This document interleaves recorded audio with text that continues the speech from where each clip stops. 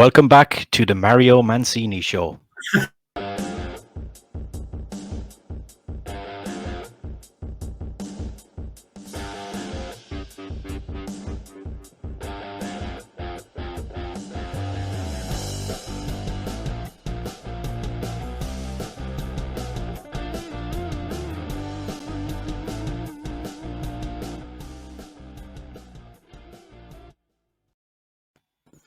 Now you have to that is hilarious.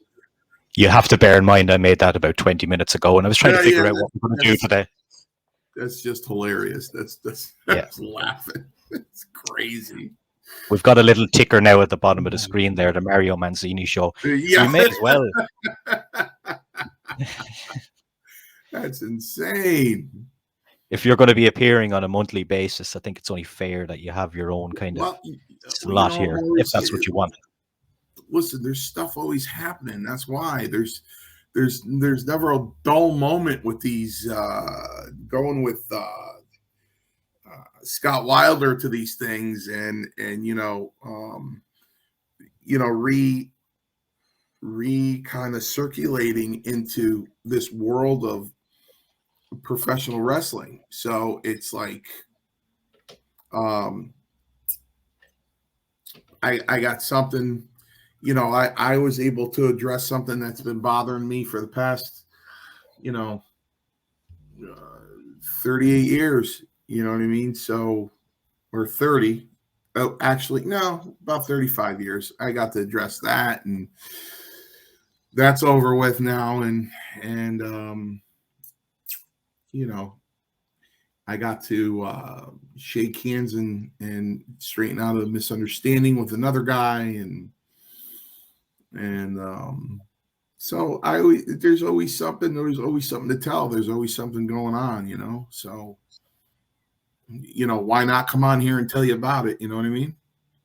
Yeah. So do you want to tell us, because I know what you're talking about, but the people that are watching this will not know what you're talking about. Yeah. Well, he's not going to mind you talking about it now anyway, because you guys are cool. Well, the thing about it is the thing that really, well, let's start from the beginning. So, I'm there. I had brought my friend Kevin with me in Roma to Jersey, to Middletown, New Jersey, to do the 80s con. And, I made my rounds, like I always do, Demolition and DiBiase. DiBiase walked by my table, and I looked at him. He made eye contact with me, and he goes, I go, yeah, you're not just going to give me a wave, you son of a bitch. You went, oh, Mario. And he stopped. And so I'm talking to Kevin, and I'm looking to the left, and all of a sudden I look straight in front of my table, and Brawler's looking right at me. So I did one of these. And he goes, you don't remember me, do you? I go, oh, I remember you, Lombardi. How was your career? Was it good? Did you have a good career? Was it nice? 30 years in the business. Was it good? I hope you enjoyed it. Well, I don't understand. Well, that's the part that upset me later on, because later on in the conversation, he said, I heard that you were saying some stuff on podcasts. So I said, so you already knew I was hot. You already knew I had a problem. So this means what we're doing now, you're working me, right? That's what that means. You're working me. No, I'm not. I go, well, if you knew before you came here that I was saying some negative stuff on podcasts, why would you be confused? Especially if you listen to them. You didn't mention him by name on my podcast, I don't think, did you? No.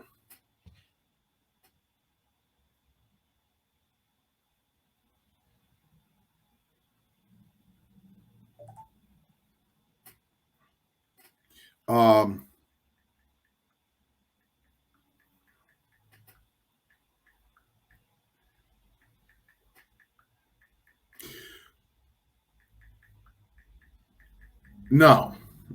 Well, I might have. You know, You said something. What you usually said I something. say I didn't get a torn sweatshirt and a cigar. You know what I mean? That's the stuff I would say. So, you know, it got. He saw I was really angry, you know, and I said, "Well, you think you're better than me?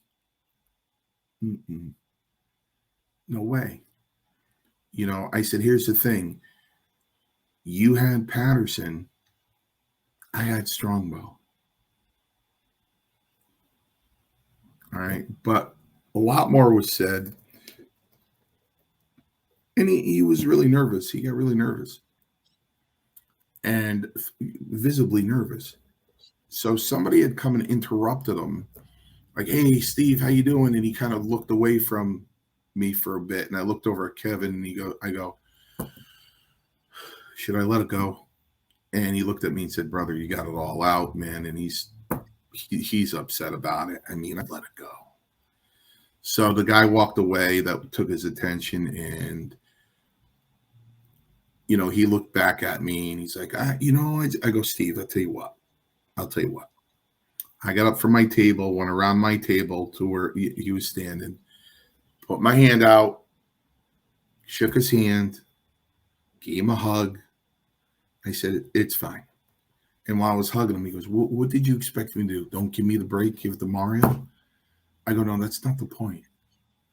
That's not the point." You know what I mean? You had to have something more than me, than, you know, um, to get that push. Like if Barry Horowitz got that push, see, he's better than me. Oh, Barry Horowitz is, you know, he's way better than me. You know what I mean? Or when Roma got the push, well, I'm not carved out of stone. You know, I'm not chiseled like Roma. You know what I mean? I don't have his jib either. You know what I mean? So yeah, yeah, of course, good. I'm glad, you know, but somebody head to head, you know, I just had a problem with it. But you know, it's over now. He was still upset when I went back over to, you know, talk to Valentine and Beefcake and Demolition. He was kind of in that area, and he was, you know, Mario. I'm like, "Steve," and that's the picture I sent you because I was like, I was like, you know, and you know, that was that. And then after, Scott Wilder had taken us to eat to this Italian restaurant, and he opened up the door and he looked back at me and he went, "Oh boy." So I walked in and Lombardi was there, and Lombardi looked at me and said, "Was it Of okay course. that I ate here, Mario? Was it okay that I came here?" And I'm like, you know, it's enough. So, um, you know, that was over with. And then later in that day, Mark Henry came to sign autographs, and you know, Kevin said, "Hey, Mark Henry's over there." I'm like, "Okay." And I got up from my table, looked over, and I saw he had a line. So I waited for the line to disappear. And then he was sitting down, and I just went over and I stood on his right side while I was sitting down. He still had his head down, and I was just staring at him. And he looked up and he went, "Oh, hey, oh." I shook his hand. I said, "Mario Mancini, nice to meet you. We okay?" He goes, "Yeah, we're all right, man. I just thought what you said was wrong." I said, "Well, I didn't." And I explained to him the same thing I explained on the show, that we have this ditty here, and you can look up anything you want. And I try to explain to him that if it were within the wrestling business, then I'd have a receipt coming. If it had something to do with the wrestling business. And he goes, "That's not the way it is." I said, "Well, that's the way it was when I was in." And he said, "Well, that was a different era." I said, "Well, then we need to agree that the misunderstanding is from two WWE guys that come from two different eras of wrestling. And he said, yeah, okay. And we shook hands, and I go, we good? He goes, yeah, we're good. And then Roma came over, and he's like, he looked at Mark. He goes, listen, I'm not going to have to beat your ass. You know, so he started laughing, and everybody started laughing. And Mark Henry's a very gracious, kind of a very low-key, happy guy. He's just a happy guy. You know. Can I give people the context of why he was pissed off for people that don't know? Oh, sure, yeah. Yeah. It was just when we were talking about you and The Undertaker were at the same signing thing, and people can go back and watch that podcast. You just mentioned the figure that everybody knows that he gets for these appearances, and that's fine. Good luck to him. And if you can get that kind of money for doing an appearance or whatever, then good luck to you. But Mark was pissed off that you mentioned the figure, but the figure is here on these phones, as you say, on the laptops we're using, whatever. So it wasn't really a secret in the business, and that's why you just said it casually. Anyway, you weren't like saying it in a way that you were pissed off. Like that's it. That's his own business. If that's the money he charges, then fair play to him. Oh no, absolutely. You know what I mean? Listen, you have to be in the ring to understand. And as Mark gets older, as he gets older, he's going to want more money. He's going to want more money because he's going to be in more pain.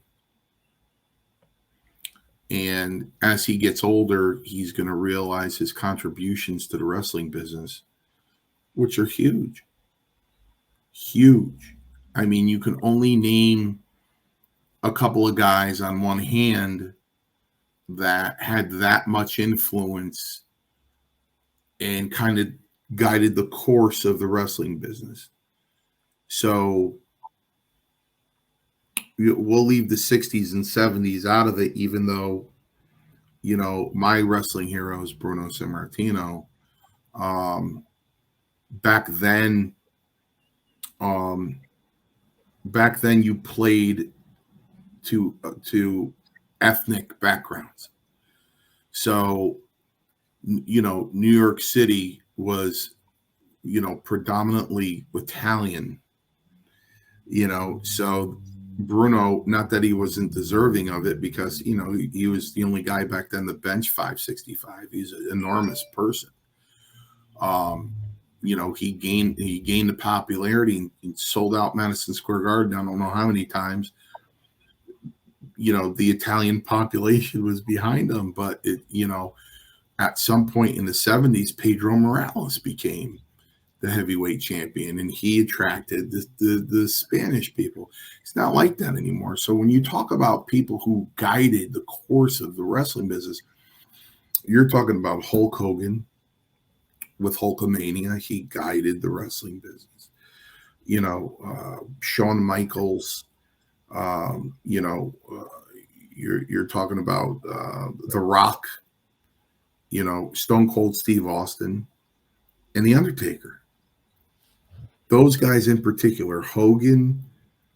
You know, in particular, Hogan, Steve Austin, The Undertaker, and The Rock.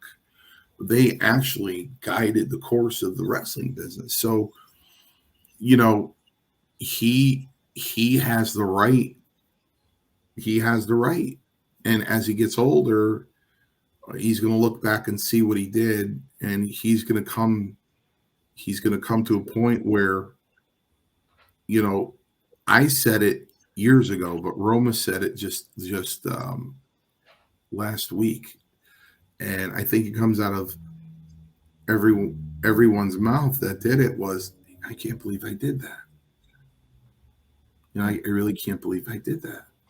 You know, and he finally said it. And one day, Mark will say, you know, it might be a while, but he'll say, I can't believe I did that.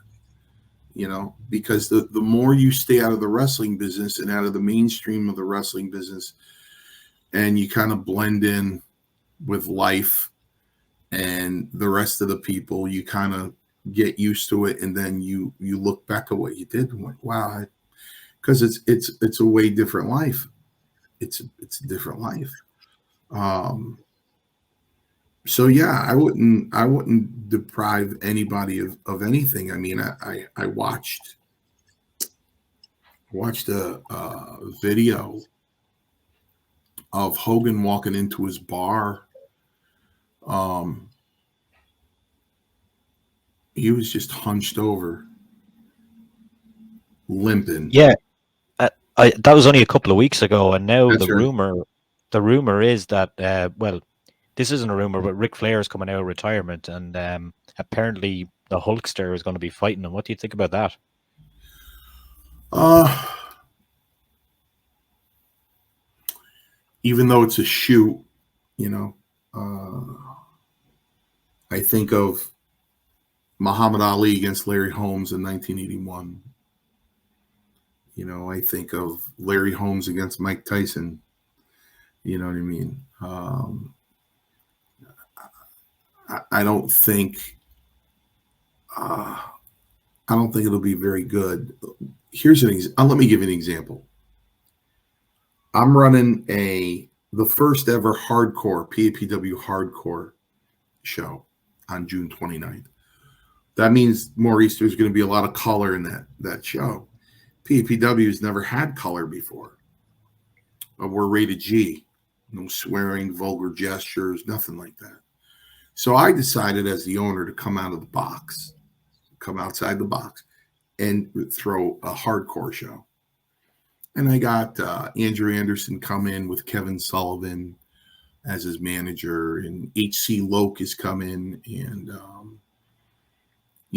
hopefully, we'll have a good show. But I have a wrestler that is retired because he had a defibrillator put in. I need him for this show, and I need him to wrestle for this show because it is at the Cadillac Ranch, and it's a country theme, and it's like having a little piece of Texas in Connecticut. So I need Sergeant Murray. I need him to come out to his ring music. Before he comes out, that flag comes between the curtain and the people pop. His match is going to be 4 minutes. He's not taking a bump, and he's not hitting a rope or a turnbuckle because I can't have that thing go off. It's going to be choreographed very carefully. Basically, the pop is ring music and that flag coming through the curtain and him walking to the ring with that flag, getting the crowd all pumped up. If I could get away with it, I would just have him do that. Now, with that being said, it's enough for Hogan to come out to his music, go in the ring, rip his shirt off, go like this in all four corners of the ring, pose, and leave. You know what I mean? And not work because it's over. Same thing with Flair. Him come in, walk down that aisle like he does, take that microphone, jet flying, limousine taking, take his blazer off, put it on the canvas and drop an elbow on it and, go back to the dressing room, not work in the ring. But they're going to do that. So I don't know. I mean, I'm always asked, Mario, do you think you can wrestle with 9 toes? I'm like, yeah, I can. It was my second toe. It's not a balanced toe. I'm on the elliptical, I'm on the track walking, I'm jogging, of course I can. Do I want to? No. Am I going to? No. And I'm going to be 56 next month. You know what I mean? I probably can, but I don't want to because my skills are diminished greatly. It's done. It's over. It's over. These guys probably wish they were 55. They'd go in there and do 20 minutes, right? Hogan and Flair. Yeah.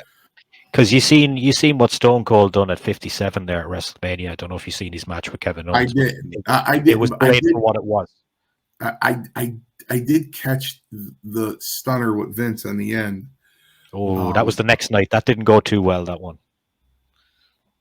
But I didn't see his match. And again, you're talking about somebody that will go down in wrestling history as one of the greatest personalities ever in the ring is Stone Cold Steve Austin.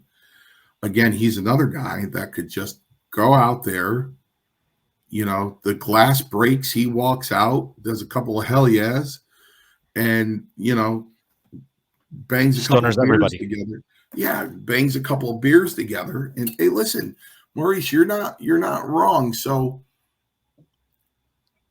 I did a lot of battle royals for my company. So, when I enter the ring and there's 16 other guys, they charge me one at a time.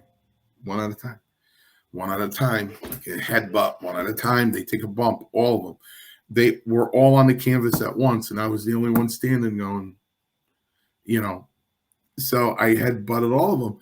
And, Richard Holiday ended up like the biggest star of Paradise Alley. He's at MLW. And he was in there and my number was up to go over the top. And that split second, I said, what can I do? So I went up to Holiday and he squared off like, oh man, we're not supposed to hit each other. You know what I mean? And I put my right arm around his shoulder and I jumped up and he caught me. So now he's got me like this. He said, now walk me over to the top rope. Walked me over to the top rope. He placed me over the top rope. I jumped down to the canvas and I ran back to the dressing room. The crowd was laughing their ass off. I wasn't going over that top rope. Last time I went over the top rope, I banged my shin and I was limping for 3 weeks.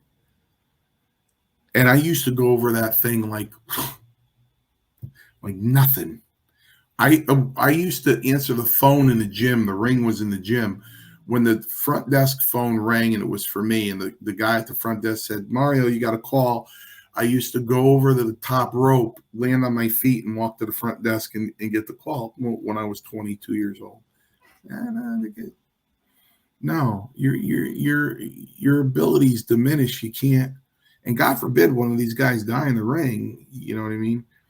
You should just put Vince in there and make it a 3-way. One thing now that you mentioned Vince, I don't know if you know the story at the moment about Sasha Banks and Naomi. Have you heard this story? I saw something to the effect that they placed the belts on his desk and walked out or something like that. I don't know. Basically, they showed up for television, and Vince is notorious. I don't know if he was when you were working there for changing the scripts, changing the plans, ripping the show up, starting again. And they didn't agree with what creative decisions that he was making, so they placed their belts on the table and walked out. Now, what I want to know is, did you ever see anyone having creative differences like that backstage when you were working there?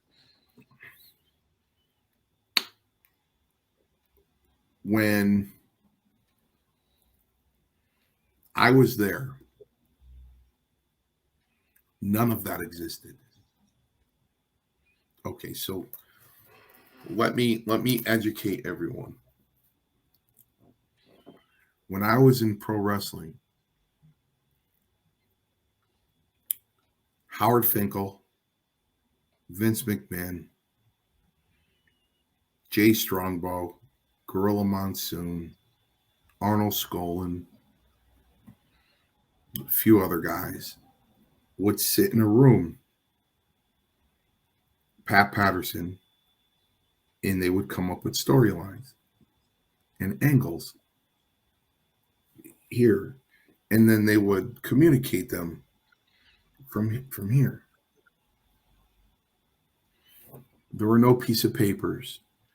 There was no script. There was nothing. You only knew what was going to happen in the future. That's the only thing you knew, because they were running an angle. Okay, do this now and do that now and do this now and do that now. There wasn't a piece of paper to be found. When guys cut promos, they just put the microphone up to them and let them talk. Yeah. Right out of their head. Do you think wrestlers at that kind of high level have too much say and creative control these days? Instead of just, we're writing a TV show. That's what Raw is. Raw is a TV show. Now is what it is. Not when you were working there, but now it's a TV show, and you're given your script and you're getting paid good money, and this is what you have to do tonight. Do you agree with someone saying, you know what, I don't like that storyline, I'm leaving? I don't listen. I've said this before. I don't agree with anybody walking out of it from Vince McMahon. I don't agree to anybody walking out on Vince McMahon. No one. Because let's say it again. Okay. Whoever you are, male or female or other, you're trying to make it into the wrestling business. You get a chance with the WWE. Vince likes you. Vince takes you in, gives you a gimmick, and gives you a push. You know what I mean? And in his company, and you get popular, your merchandise starts selling, you're booked all over the place, you're in pay-per-views, you're making money. You know what I mean? Basically, my philosophy is, Vince, am I working tonight? Say, no, Mario, but my car's outside. Here's a bucket and here's a sponge. There's a hose out there. Go wash it for me. Okay. What kind of soap do you have? That's my philosophy. No one's bigger than the business. All right. You know, if Vince is going to do something to screw someone, or you're the heavyweight champ and with no warning, he looks at you and go, Maurice, you're dropping the strap tonight. No warning. Not a day before. No, when you walked in, he said, change of plans. You're dropping the strap tonight. The only thing I would ask him is, Vince, did I do something wrong? Is there something that I could have done to prevent this? Did I do anything wrong? And if he says, listen, no, we just got our heads together and we thought going into this direction would be better and a better story. And and the second question you would ask him is, well, am I getting redirected or am I out? No, Maurice, we're going to redirect you. We're going to give you a tag team partner. We're going to put the tag team belts on you. Oh, okay. That's what he did for Sheik. Yeah. Sheik was the bridge, and Sheik is a very proud guy. And he said, Vince, what about me? And he said, listen, drop the strap to Hogan, and I'll put the tag team titles around you and Nikolai. So I don't agree with anybody walking out on Vince McMahon because he's the creator. He made you. He made you. Look at little Mario Mancini. Little tiny Mario Mancini. Okay. The jobber that everybody saw lose every week, right, during the 80s.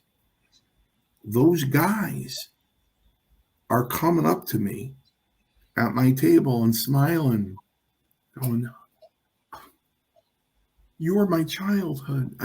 Every Saturday morning, and Scott would say, would you like an autograph picture? Yeah, of course. Oh, do you want a combo picture and a picture on your phone? Yeah. From being on Vince McMahon's TV, allowing me to be on his TV. He could have looked at me at any time, or he could have looked at Terry Garvin or Pat Patterson and said, listen, tell that kid we don't want him back. He never did. And he gave me a little piece of my dream. And I'm appreciative and very humble about it. And I got news for you. If I saw Vince, if I bumped into him, he'd have a big smile on his face and go, "Hey Mario, how you doing?" Um, I don't agree with that being said. I was talking about the camaraderie of the dressing room. Evidently, there is no more. Everybody's got their own room. Maurice, I could not imagine being in the wrestling business and not having the camaraderie in the dressing room was better than anything. It brings me on to a point I had written down that I never asked you about before. In the dressing room, all you guys together. Oh, Jake the Snake was one of your opponents. Did anything funny ever happen with that snake backstage? no, he always had it in the bag. Would he ever scare anyone with it? Well, he always had it in the sack. And, I went up to Jake in Baltimore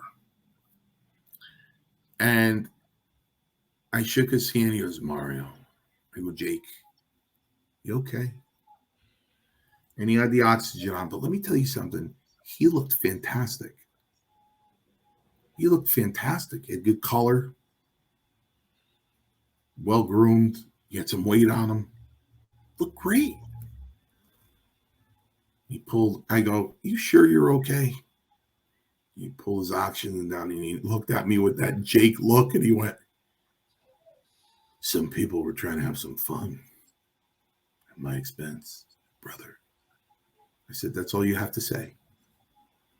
That's all you have to say." I said, "Please take care of yourself." Yeah, I think DDP has done a lot of work with Jake and obviously other people, and they're doing a podcast now together, I believe. So he's in good hands anyway. Yeah. So Jake looked really good. The funny thing about Jake, I'll tell you this. When I was working with him, he goes, and it's on YouTube. He goes, Jake's holding this cigarette, He goes, hey. I'm like, "Yeah, Jake." He goes, "Make sure you press the back of your head against the canvas. Keep some pressure there." I go, "Okay." He goes, "You don't want the snake to get around your head, get around your neck." I go, "Okay." He put the snake around my I go, I'm laying there with my eyes closed going, saying to myself, I thought he told me not to make sure the snake doesn't get around my neck so it doesn't choke me. Put the snake around my neck. So, and I wasn't going to wake out. I wasn't going to open up my eyes or freak out or anything. You know what I mean? So, no, the snake was always in the sack. He never, yeah, Maurice, you have to be careful about ribbing people with the snake because, if you rib the wrong guy, they'll kill the snake with their bare hands. You can't trust those guys. Okay, so we received just some few technical difficulties there on my end. Children fucking waking and screaming. Well, that's what happens, man. They're kids, Yeah. The last time on the show we were talking about, do you remember we were talking about Macho Man and him living the character, and then you were on Macho Man, another guy that we've talked about before on the show, who's a Macho Man impersonator, and he's a very good one at that, and you were on his show. Yeah, he's excellent.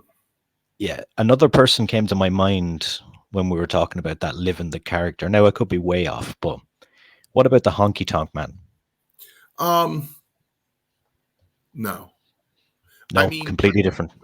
Well, the way he talks is the same, Wayne. Yeah. But obviously his demeanor is a lot calmer. But I will say this. He probably would have been over more. The Honky Tonk Man would have been over more if he was able to, you're not going to believe this, if he was able to be Wayne Ferris. Because Wayne Ferris is hilarious. I mean, he's a funny guy. He really is. He's a nice guy. I know he's got a lot of heat with a lot of people. Have you got any funny stories about him? He's an intriguing character. Yeah, I mean, he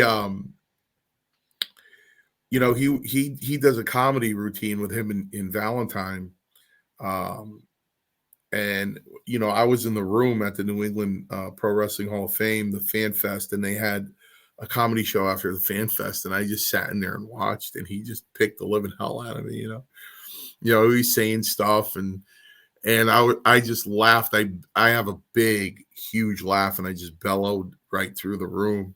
And he's like, "Oh, Mancini, look at that laugh. Listen to that laugh. That's why Schultz broke your nose, man." Because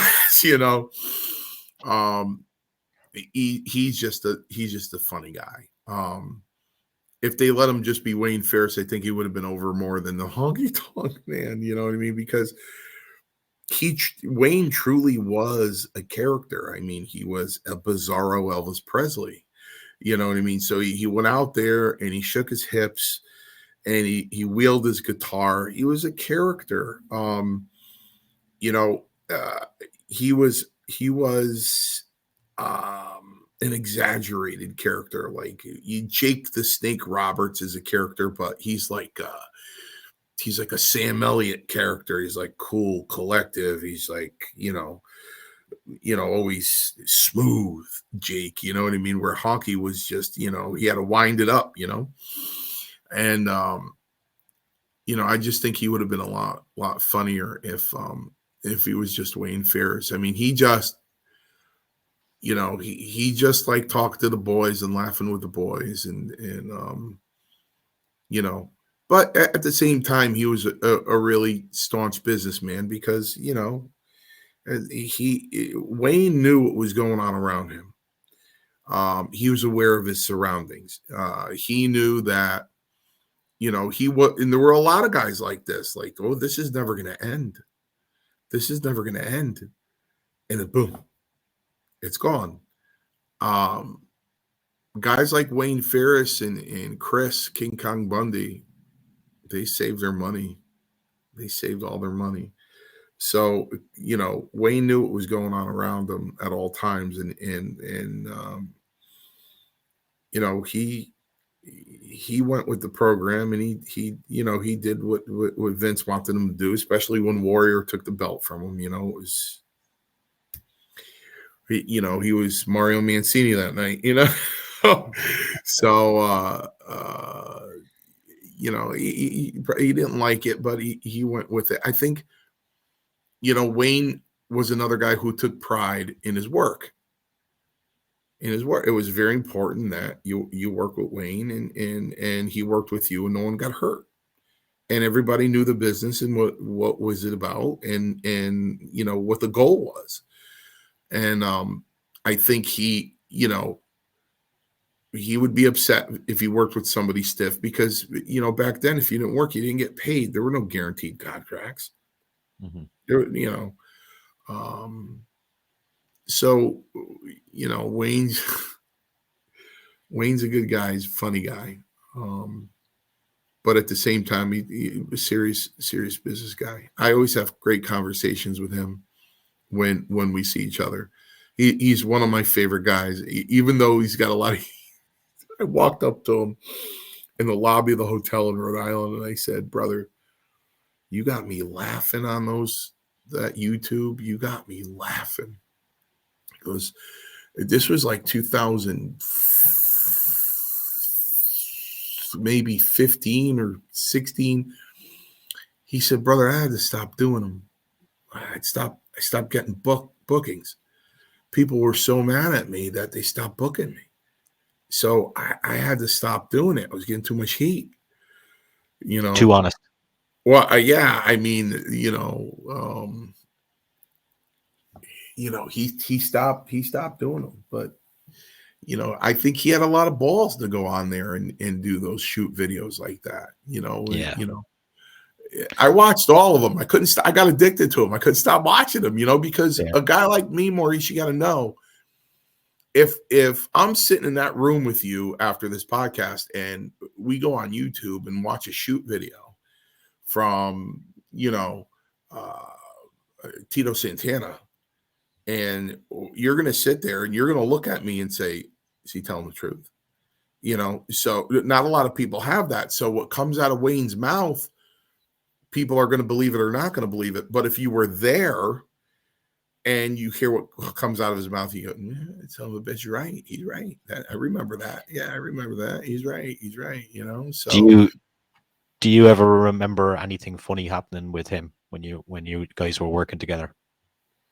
No, we just enjoyed working together. He was genuinely happy if I was doing a job for him, because he knew I liked him and he knew it would go really well. Like I said, he had that torn pec that one night, and he couldn't do much, and he was happy it was me, because there were a lot of guys in there that he didn't know. So he's like, Mancini, I'm glad it's you. You know what I mean? Because I you know what you're doing. So I get one of these other boys in that neck breaker, and I go one way and they go the other. I'm going to rip my pec more, So I think that night I was so concerned about him. I probably went before he did on that neck breaker. I started going before he did, There was a spot I knew he couldn't do much, and there was a spot, and it's on YouTube, where he was choking me over the rope, and when he gave me the slingshot, I almost made it to the other end of the ring, almost. And I think it's the only time, I'm going to call the shot and say it's the only time in wrestling history where Vince McMahon was doing the commentating, where they did the replay and he went, oh, wow, on a slingshot of being choked and then slingshot off the rope.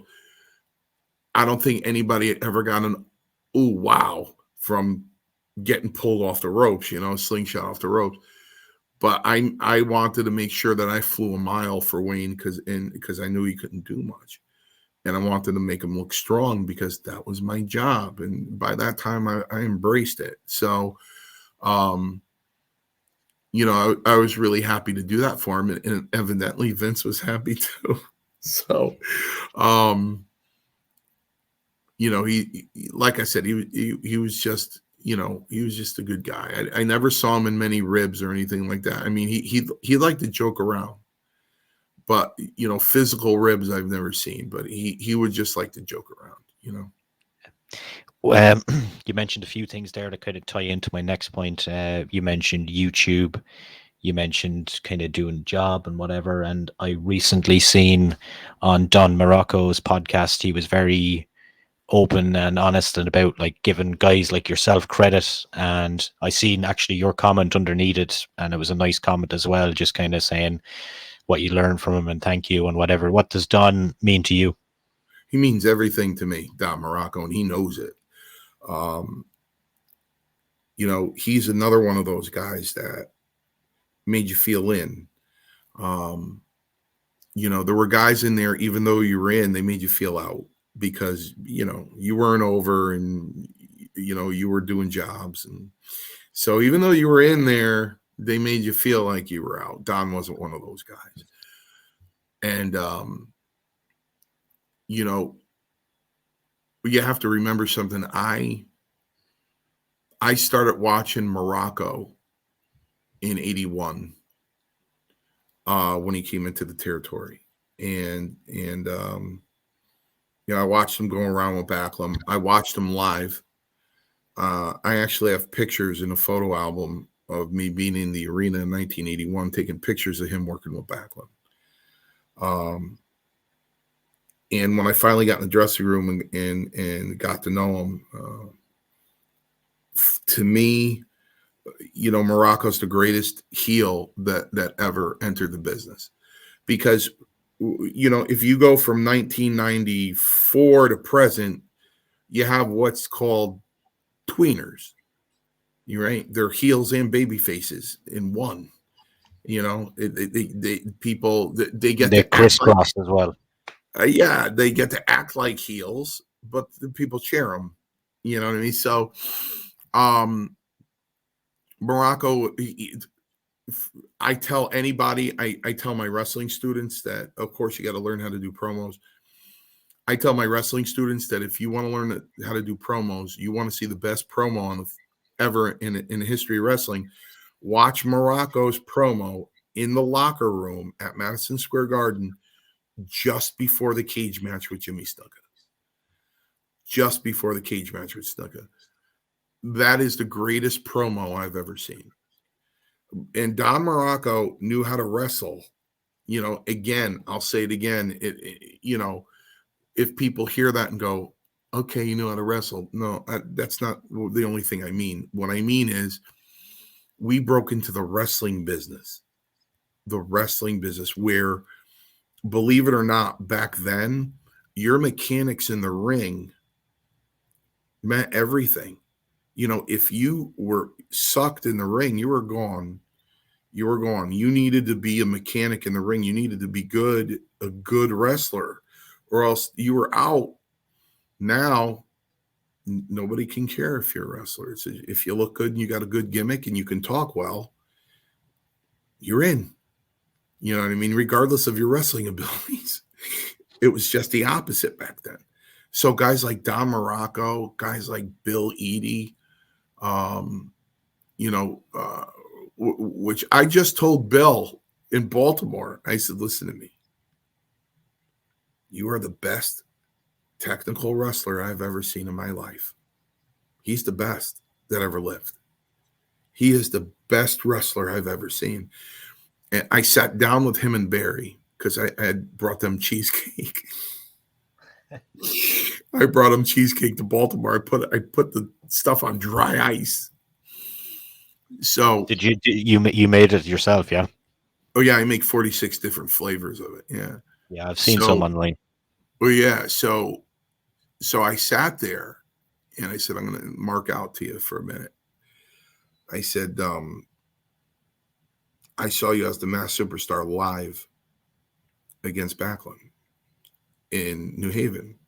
I go, and you have to understand something. I was a different kind of Mark. I wasn't into gimmicks. I wasn't into anything like that. I was into the wrestling. I love the wrestling. You know, when Mil Mascaras would come on, I'd be glued to the TV. I want to see what he's going to do. And I watched Morocco and I watched Backlund and Bill Eadie go at it. And there wasn't one kick, one punch, one rake of the eyes. Those guys wrestled. I mean, technical wrestling. Bill Eadie was, I dropped my jaw. I said, oh my God. And don't forget, this guy's a monster. He's huge. It's like Morocco. Morocco was enormous. Enormous. And to be that agile at that size, you know, but Morocco, I loved working with him. I mean, I loved it. When I saw and I did a house show with him. You know, I did 14 minutes with him. That was a joy, man. He actually had those people believing I was going to beat him. He had them believing that I was going to beat him. And then when he beat me at the end, it was unbelievable. It was a great match. Don Morocco will always have a special place in my heart because when I was leaving the ring, the jobber was in the ring. And Morocco, as I was just about to hit the door, Morocco was coming out. And he pushed me back. I pushed him back. He pushed me again. Pushed me back. He pushed me again. I pushed him back. Monsoon opened up the door. Said, Mancini, get your ass in here. So I ran in there because Gino yelled at me, you know. So Morocco had his match and he came back and I said,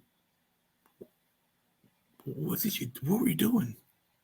What was that? He goes, right place, right time, kid. You never know. You never know what's going to catch fire. I just try to help you. I never forgot that. Just like in New Jersey when I stopped Jesse Ventura. Scott Wilder said, come here.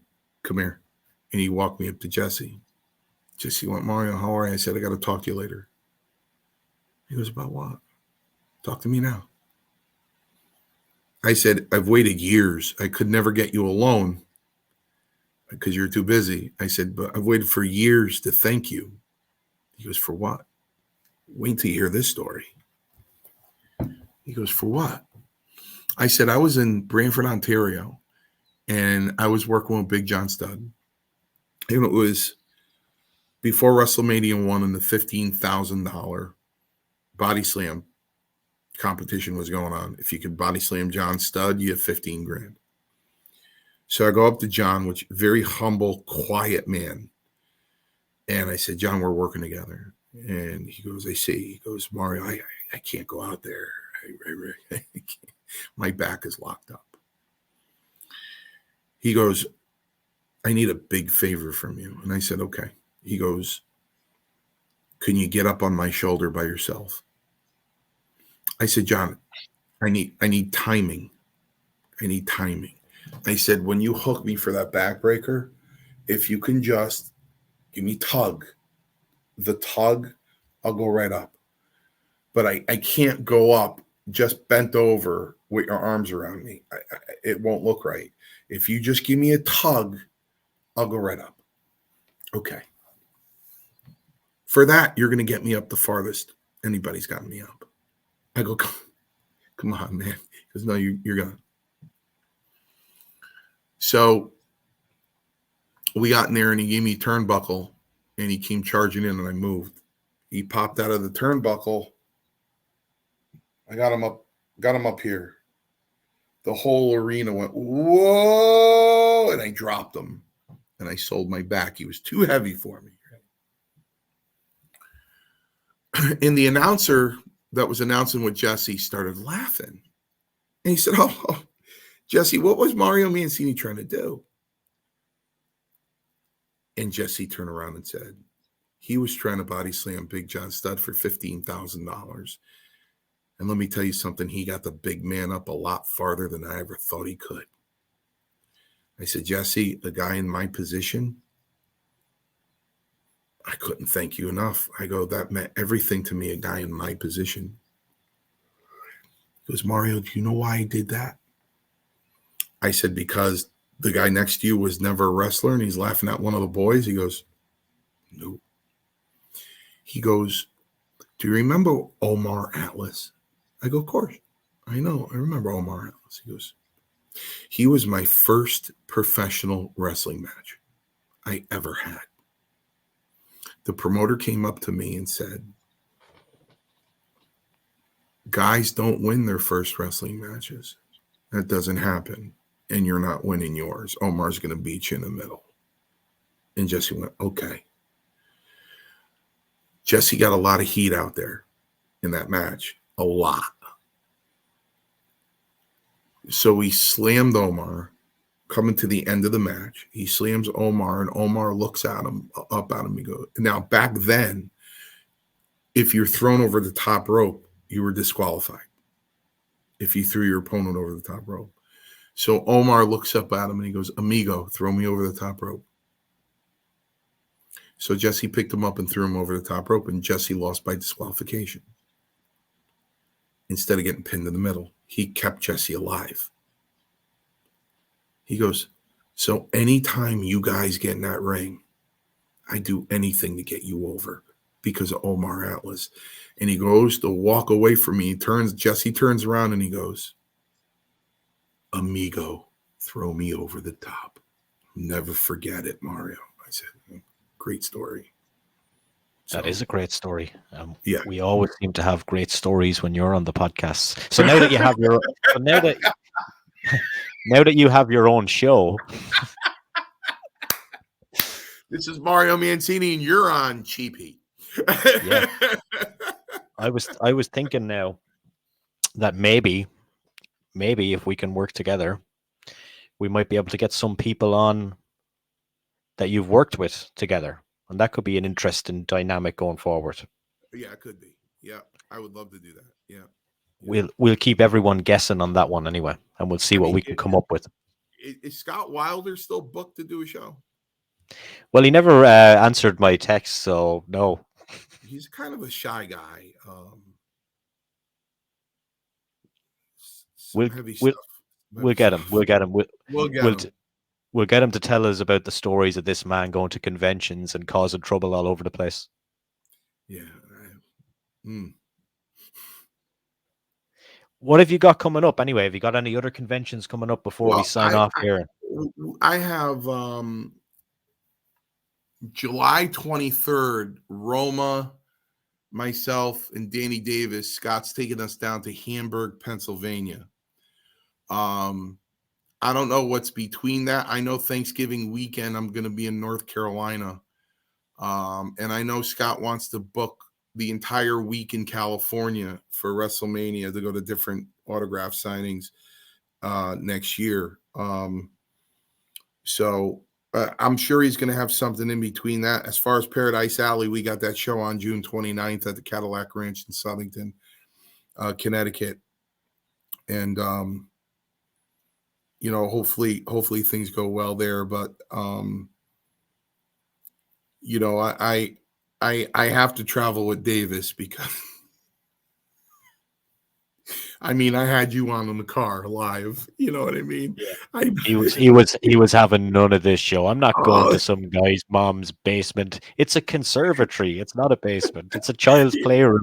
He pulls up to my house. Scott pulls up to my house with Davis in the car. And he looks at my house. He goes, "What's he live with his mother in the basement?" Yeah. He's like, he is